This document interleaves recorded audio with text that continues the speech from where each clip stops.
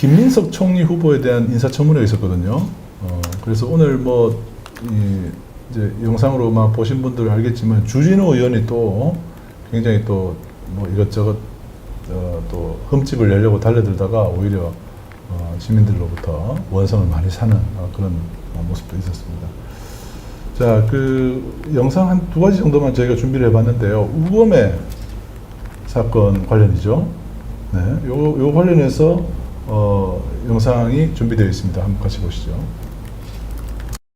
이런 영수증 처리는 사실 후원의 실무자들이 담당할 일이지 후보자 본인이 그걸 다 챙기기는 좀 어렵지 않습니까, 사실.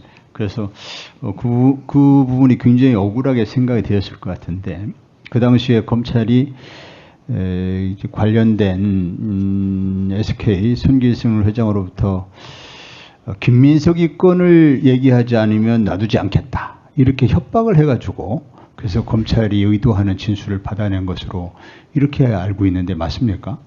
그 또한 제가 알 수 없는 일이고 저를 불렀던 수사 검사가 이야기해 준 일이기 때문에 저는 그렇게 알고 있고 그 이후에 그와 관련한 SK의 회장급 인물들이 우연히 만났을 때 유일하게 그간 기업인으로 활동을 하면서 정치권 인사에게 미안한 게 저였다라고 몇 사람이 있는 자리에서 이야기를 했고 사실은 그래서 이번 청문회를 통해서 그 관련됐던 기업인들도 또 당시의 수사검사도 불러서 이 자리에서 증인으로 채택돼서 증언을 했으면 하는 개인적 바람을 강하게 표명한 바가 있는데 결과적으로 이러저러한 과정 속에서 증인으로 나오지 않아서 저는 좀 아쉽게 생각하고 있습니다만 최근에 그 사건으로부터 시작된 것이 그 이후 윤석열 씨 등이 관여된 정치검찰의 어떤 핵심 라인에 일관된 정치검찰의 일종의 조작 사건의 시작이었다라는 기사를 그렇죠. 보고 네. 제가 흥미롭게 그렇죠. 본 적이 있습니다. 네. 이른바 우검회라고 해서 이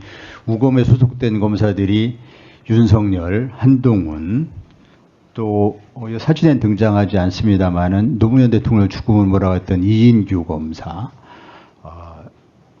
이제 또 조국 사냥에 앞장서 조국 사냥을 했던 윤석열, 또 이재명 대통령 구속을 시도했던 한동훈 등이 다 여기에 들어가 있습니다. 예, 특수부 검사들, 조작 검사, 조작 수사들의 어떤 모임이었던 이런 검사들의 정치 수사, 표적 수사의 출발점, 첫 번째 희생양이 김민석 후보자님이었다. 이렇게 분석이 되더라고요. 저는 뭐 희생양이라기보다는 제가 나중에 보기에는 노무현 대통령을 겨냥한 수사에 저는 그때 변방에 이미 버려진 인물이었기 때문에 잊혀진 인물이어서 그냥 이렇게 버리는 카드로 쓴 것이 아닌가 이렇게 생각을 나중에 보고 하게 됐습니다. 네. 저희 그 워치독설에서 처음 보도했고 또 민들레에서 후속 보도를 했었던 김민석 그 후보자에 대한 이 정치자금 위반죄에 대한 검찰 수사는 이 정치 검찰들의 본령이라고 할 수 있는 우검회의 가장 이 정치 이 사냥의 출발점이었다라고 하는 보도가 오늘 또 청문회에서 또 비중 있게 이렇게 다뤄졌습니다. 네. 저기 저 사진에 좀 빠져 있습니다만은 그 주진우 의원도 네. 좀 넓게 보면은 이제 우검에 관련된 인물이거든요. 그 뭐 부산저축은행 수사도 본인이 그때 같이 했었고, 네.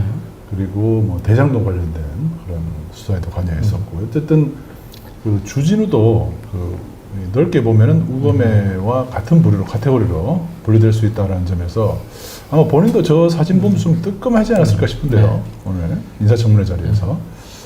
그리고 이 김민석 후보가 그 6억 관련해서는 오늘 좀 해명을 한 것 같습니다. 국힘 주장에 대해서.